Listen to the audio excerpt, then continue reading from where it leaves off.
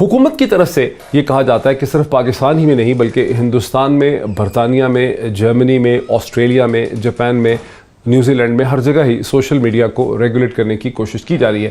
چین نے تو اس کا حل بہت ہی اچھا نکالا ہے. وہاں نہ فیس بک ہے، نہ ٹویٹر ہے، نہ انسٹاگرام ہے. وہاں چائنیز کمپنیز خود ہیں. پاکستان کی حکومت یہ چاہتی ہے کہ فیس بک، ٹویٹر، یوٹیوب کے سرور جو ہیں پاکستان میں ہوں.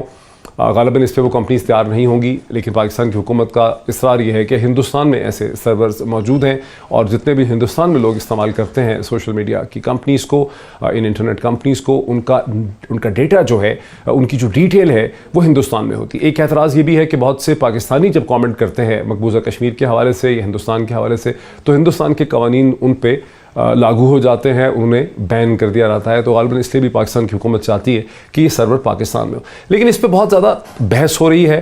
یہ اس وقت ایک بہت ہاٹ ایشو ہے، یہ ایک دلچسپ ایشو ہے.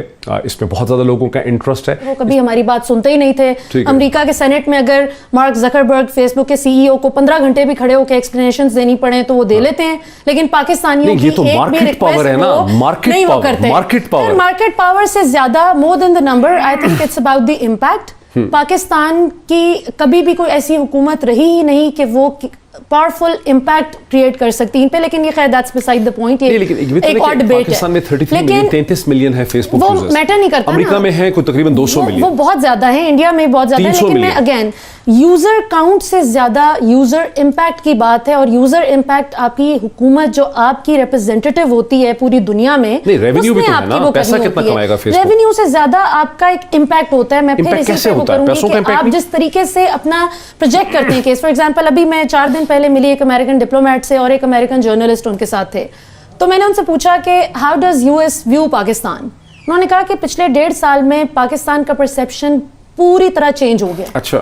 یو این جی اے کی عمران خان کی تقریر کے بعد تو خاص طور پہ ڈپلومیٹ نے کہا، جی ڈپلومیٹ نے بھی اور جرنلسٹ نے بھی. اب وہ دونوں شیئر کر رہے تھے سیم اوپینین. اب انٹرسٹنگ بات یہ کہ پاکستان کا میڈیا اگر آپ اس دوران دیکھتے، یہ امریکی سینٹیمنٹ ہے جو میں آپ کو بتا رہی ہوں. پاکستان کا سینٹیمنٹ کیا تھا کہ یہ قدم پہلے نہیں رکھا، دوسرا رکھنا چاہیے تھا، اتنے سانس لے لیے، او ہو تقریر میں یوں دیکھ لیا، اتنے سانس لے لیے. اس قسم کی نانسنس ہوتی ہے نا.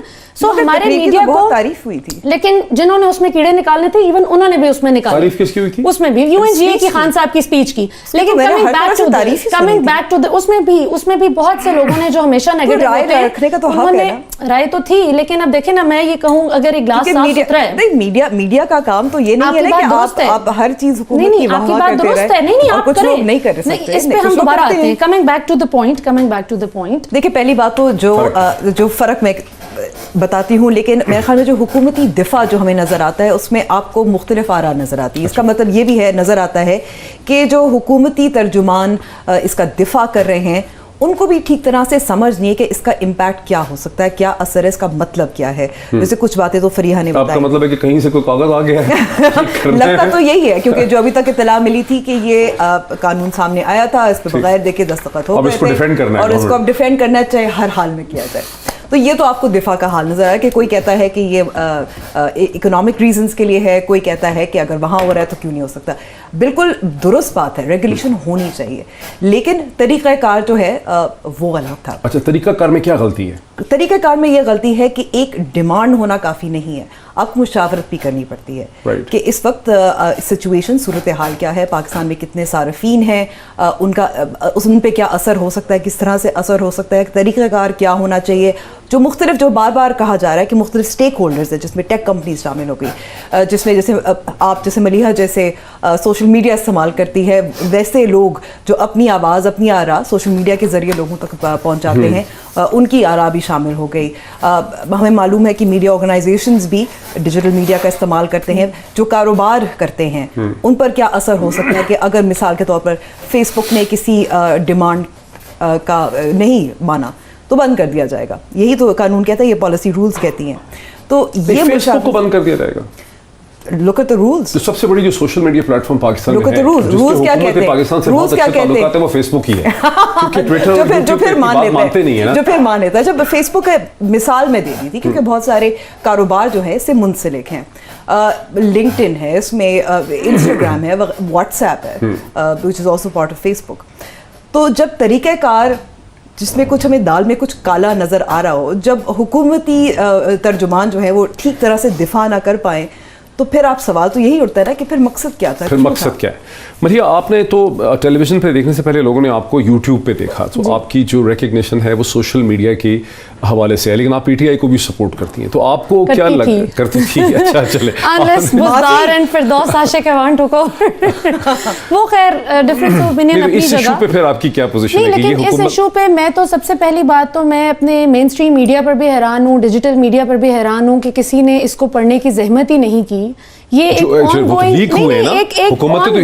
نہیں سنیں, ایک آن گوئنگ ڈرافٹ ہے, یہ تو نوٹیفائی ہوا ہی نہیں ابھی. اچھا ٹھیک. یہ کل جو پرائم منسٹر کی صدارت میں ایک اجلاس ہوا ہے یہ ڈیجیٹل میڈیا پالیسی کے حوالے سے ہی, اس میں پہلی بات ہی یہ ہوئی ہے کہ پرائم منسٹر نے کہا ہے کہ آپ ابھی تک کیوں نہیں یہ چیز عوام کو بتا سکے کہ نوٹیفائی تو ہوا ہی نہیں. اچھا, یہ ہوا چونکہ نوٹیفائی نہیں ہے تو یہ لیک ہو گیا کہ حکومت یہ سوچ رہی ہے. آئی ٹی منسٹری نے بیسیکلی کیا کہ آئی ٹی منسٹری کا بلنڈر یہ تھا, جیسے امبر بھی بات کر رہی تھی, کہ انہوں نے کنسلٹیٹو پروسیس کا حصہ نہیں بنایا.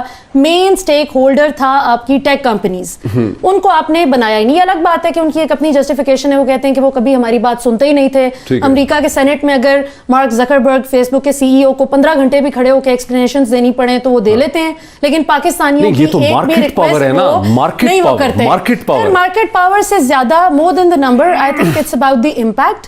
پاکستان کی کبھی بھی کوئی ایسی حکومت رہی ہی نہیں کہ وہ پاورفل امپیکٹ کریٹ کر سکتی ان پہ, لیکن یہ خیر دیٹس بیسائیڈ دا پوائنٹ. بلکہ قانون لانے کا بنیادی مقصد یہ ہے کہ صرف اور صرف شہریوں کا تحفظ ہے, اور یہ دنیا کے کئی ممالک میں پریکٹس کیا جا رہا ہے اور بڑی کامیابی سے کیا جا رہا ہے. اس حوالے سے کل ہماری ایک میٹنگ بھی ہوئی تھی جس میں وزارت اطلاعات بھی تھے, وزارت قانون بھی, آئی ٹی بھی, اور پی ٹی اے جو ہے اتھارٹی ان کے حق بھی تھے, اور وہاں پہ تفصیلی اس پہ رولز کے حوالے سے اور اس کا جو رد عمل آیا اس کے حوالے سے, جو اس پہ فیڈ بیک آیا اس حوالے سے ایک طویل اس پہ جو ہے وہ نشست ہوئی تھی موہت بھائی. اور اس کے جو قوانین ہے اس پہ عمل درآمد کے حوالے سے نہ صرف یہ طے ہوا کہ ایک براڈر کنسلٹیٹو پروسیس جو ہے وہ کیا جا رہا ہے, بلکہ تمام سٹیک ہولڈرز کو اس پہ انوالو کر کے کیا جا رہا ہے. اب اس میں ایک چیز ہمیں اور بھی سمجھنی ہے کہ ہم سنگاپور یا یو کے کا دیکھیں, بہت سے ممالک میں ایسے قوانین لائے جا رہے ہیں. دوسری چیز یہ حوالہ دیا جا رہا ہے کہ یو کے کا, انڈیا کا, تو ہمیں یہ کیوں نہیں پھر آگے بتایا جاتا کہ یو کے میں کس شکل میں قانون موجود ہے, اس کے کیا میکنزم سے پروٹیکشنز کیا موجود ہیں. آف کام اگر ہے تو وہ ایک انڈیپینڈنٹ ریگولیٹر, یہاں وہ ویسا نہیں ہے. ادھر کے کورٹس نے تو ان کے جو ڈیٹا ریٹینشن اور انویسٹیگیٹری پاورز ایکٹ تھی اس کو تو غیر آئینی قرار دے کے اسٹرائک ڈاؤن کر دیا تھا. حکومت کو بولا تھا کہ دوبارہ بنائیے گا.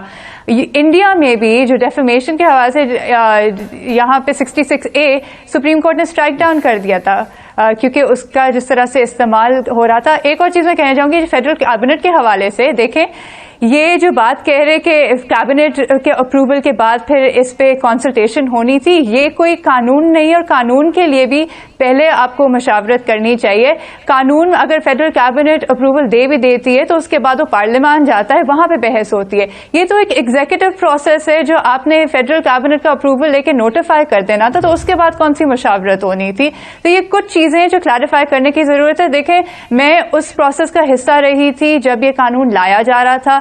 یہ آج کل جو بیٹھ کے پی ایم ایل این کی مخالفت کرتے تھے, جو رویے کی بات کرتے تھے, جس کانٹینٹ کی بات کرتے تھے, آج یہ وہ وہی دہرا رہے ہیں. اٹس ویری انفارچونیٹ ٹو سی. اور دوسری چیز یہ کہ آپ اس قانون کا اطلاق دیکھیں, یہ فری اسپیچ جو ہم کہہ رہے ہیں کہ ڈیفیمیشن ہو رہی ہے, بلاسفیمی ایکسیٹرا, تو کون سے یہ قوانین ہمارے یہاں موجود نہیں ہے.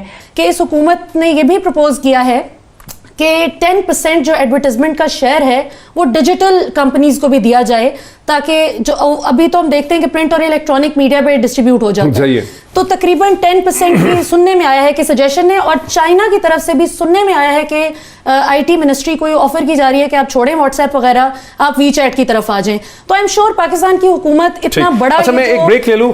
فریہ عزیز ابھی تک جوائن نہیں کر سکی, میں ان کا بھی کامنٹ لوں گا بریک کے بعد. اور میں چاہوں گا کہ سینیٹر فیصل جو ہیں جو ایشوز ریز کیے ہیں امبر شمسی نے, کہ چینلز کو بند بھی کیا گیا ہے, لوگوں کو نکالا بھی گیا ہے, اس کا کچھ جواب دے سکیں سینیٹر فیصل. फैसल हमें। लेकिन सेनेटर फैसल का मुद्दा ये था कि लोग भूल गए हैं, पाकिस्तान में लोगों की यादाश्त बड़ी कमज़ोर है, उन्हें भूल गया कैसे टेलीविज़न चैनल्स को बंद भी किया गया।